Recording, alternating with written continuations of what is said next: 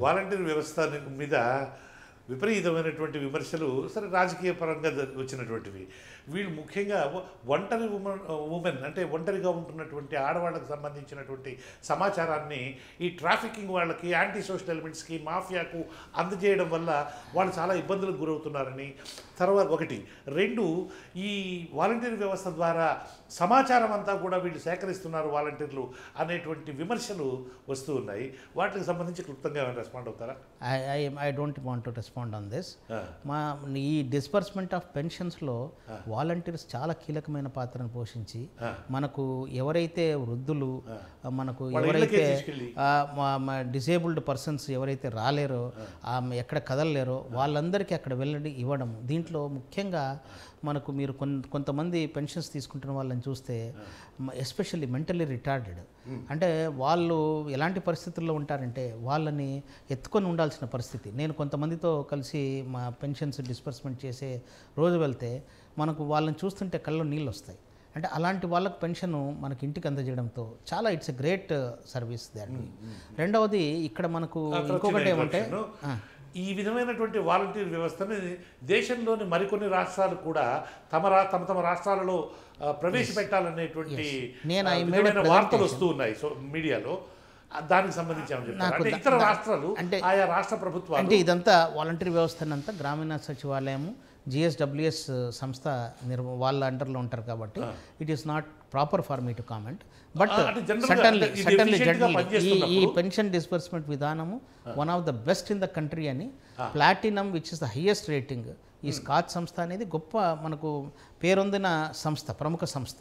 మనకు గవర్నమెంట్ పరిధిలో ఇంప్లిమెంట్ అయ్యే వివిధ రాష్ట్రాల్లో మొత్తం మనకు ఉన్న దేశంలో ఉన్న అన్ని రాష్ట్రాల దగ్గర నుంచి వాళ్ళు మనకు ప్రోగ్రామ్స్ తీసుకొని డేటా సేకరించి వాళ్ళని అనలైజ్ చేసి వాళ్ళని ఎవాల్యుయేట్ చేసి జ్యూరిస్ట్ మనకు ఎక్స్పర్ట్స్తో వాళ్ళు రేటింగ్ ఇచ్చి వాళ్ళు అవార్డు ఇస్తున్నారు.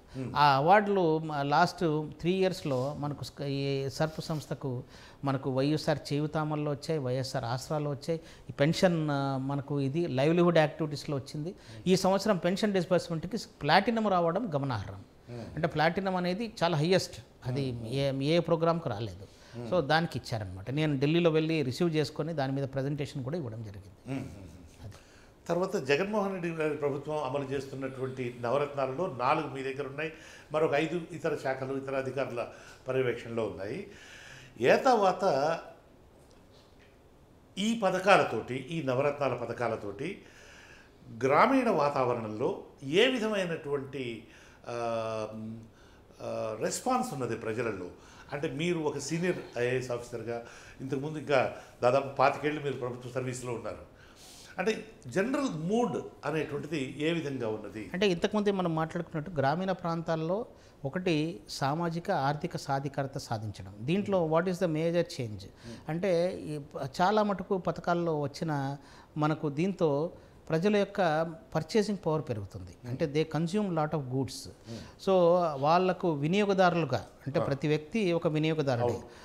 మనకు ఉదయం లేస్తే వీళ్ళు they have to buy their needs. So paste కావాలి, బ్రష్ కావాలి. So their capacity to buy, so purchasing power is increased. So మీరు లాస్ట్ 3-4 years ఏదైతే జిఎస్టీ కలెక్షన్స్ చూస్తున్నారో అవన్నీ కూడా పెరిగాయంటే కారణము గ్రామీణ ప్రాంతాల్లో ప్రతి ఒక్కరూ మనకు ఈ విధమైన మనకు సహాయం పొందిన మహిళా సంఘాల యొక్క మహిళల యొక్క ఫ్యామిలీస్ అందరూ కూడా ఒక పర్చేసింగ్ పవర్ కలిగి ఉన్నారని, బయింగ్ వాళ్ళ పవర్ ఉందని చెప్పేసి చెప్పుకోవచ్చు. సో ఈ విధంగా మనకి దీని మూలంగా ఏంటంటే ప్రతి వ్యక్తికి ఒక ఆనందంగా జీవించాలంటే వాళ్ళకు కావాల్సింది ఏంటంటే ఒక మనకు కన్సిస్టెంట్ అంటే సస్టైనబుల్ లైవ్లీహుడ్ కావాలి. అంటే మనకు ఆదాయం రావాలి, రెండవది ఆరోగ్యం బాగుండాలి. సో ఆదాయము ఆరోగ్యం ఉండాలి. దీంతోపాటు మనకు చైతన్యంగా ఉండాలి అంటే మనకు మంచి విలువలు ఉండాలి. సో ఇవన్నీ కూడా ఇవ్వడానికి మనకు సర్పు సంస్థ యొక్క ముఖ్య ఉద్దేశం ఏంటంటే పేదరిక నిర్మూలనతో పాటు మంచి మనకు ఈ సమాజాన్ని నిర్మించాలి అనే దీంట్లో గ్రామీణ ప్రాంతాల్లో ఇవన్నీ ఎఫర్ట్. కృష్ణా జిల్లా కలెక్టర్గా పనిచేశారు, తర్వాత కమిషనర్గా, ఇట్లా వివిధ క్యాడర్స్లో పనిచేస్తున్నారు. పీపుల్స్ కలెక్టర్ అనేటువంటి మంచి పేరు కూడా తీసుకుని వచ్చినారు.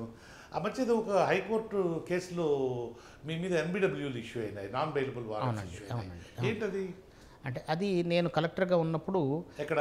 మా కృష్ణా కలెక్టర్గా ఉన్నప్పుడు మనకు ఒక కేసులో కంటెంప్ట్ అన్నట్టుగా వచ్చినప్పుడు నాకు అది సమ్మన్స్ సర్వ్ కాలేదు, కంటెంప్ట్ ఉందని. సో నేను ఆ రోజు హాజరు కాలేదు కాబట్టి అప్పుడు ఇష్యూ చేశారు. నెక్స్ట్ డే నేను వెళ్ళేసి జడ్జి గారికి చెప్పడం జరిగింది. జడ్జి గారు దానికి ఒప్పుకొని దాన్ని ఇది కూడా చేయడం జరిగింది. సో ఒక పథకం కింద మనకు ఎందుకు రాలేదని దానికి అక్కడ ఉన్న ఎంపీడీఓ వాళ్ళని ఎలిజిబుల్ చేశారు. ఎలిజిబుల్ అయినా అనే దాని మీద ఆ ఎంపీడీఓ నేను కలెక్టర్గా ఉండి దాన్ని ఇది చేయలేదనేది వచ్చింది.